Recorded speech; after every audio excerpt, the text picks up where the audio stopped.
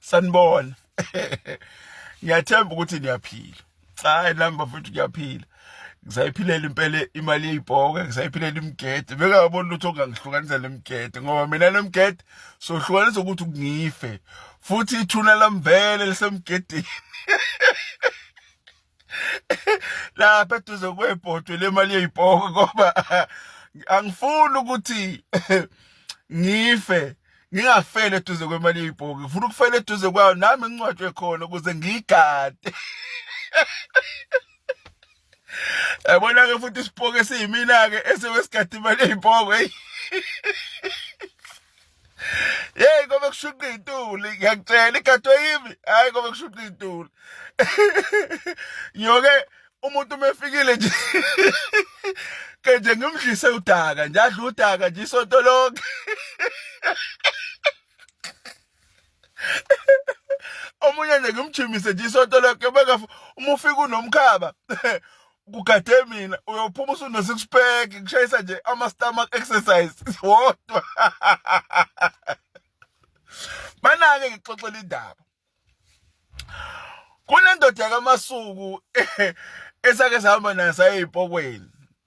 Shuthi uMasuku lona impela athi yena hayi imali yezibhokeni angayikhipha, angeke izimehlule imali yezibhoke, uyakwazi ukuyithatha. Bese ethi umthetho uyakwazi ukuyithatha ngempela Masuku. Athi uMasuku yebo hayi ngiyakwazi ukuyithatha.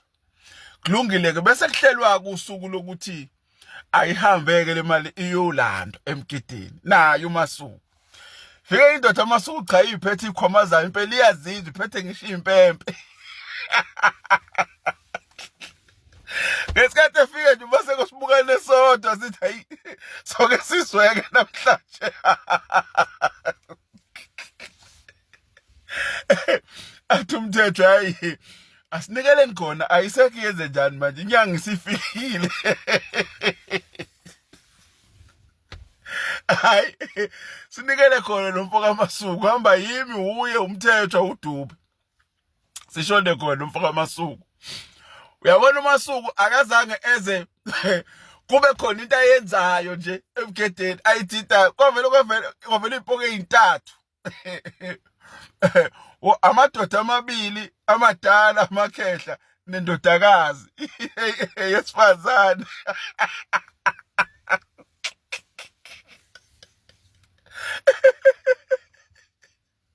Bathi babevela nje ithi le ndoda le yikhehla, cha wemadoda kwenze njani?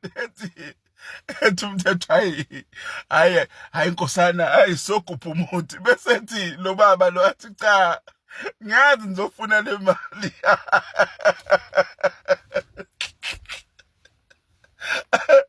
Athi umthetho hawu nkosana, athi lithi leli khehla ningashunqisi lutho la, ningenzi lutho la, ayikho into ezofanele niyenze. Okwenu nina sishiyeleni lo, bevele bekhomba inyanga.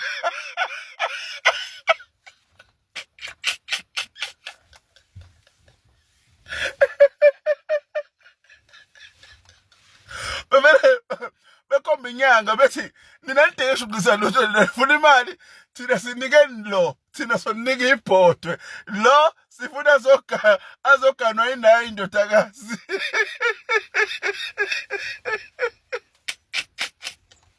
Shuthi uMasuku kumele simshiye ezoganwa ile ndodakazi yesipokwe, bona bazosinika ibhodwe in exchange of uMasuku lo yinyanga.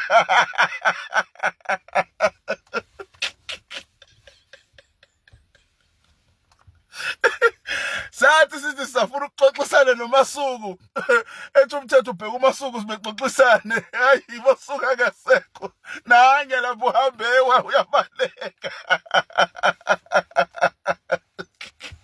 Usegadana ngamadolo akasabaleki.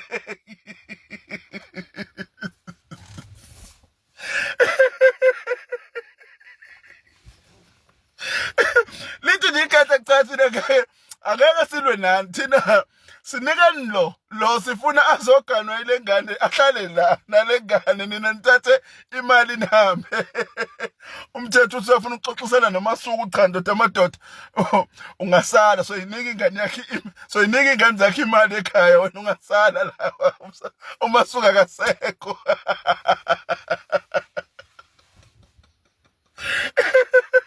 Wabalekela umendo uMasuku nange yophuma emkheteni hambe wakushuqa ituli.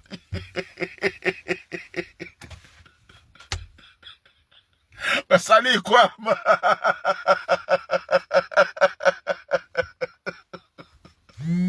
Hey bafethu.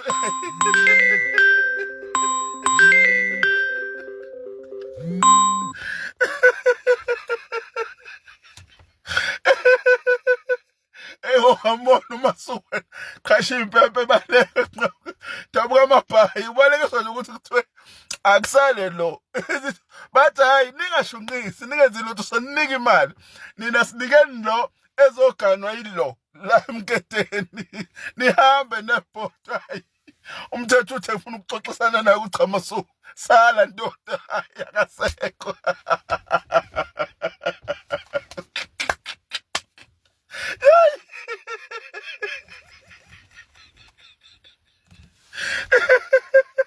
Masuku loyo wasilahlekela ngalelo langa, sathi somcinga kwakhe base bemfika singasamtholi, sagcina sikhohlwe samyeka kanjalo.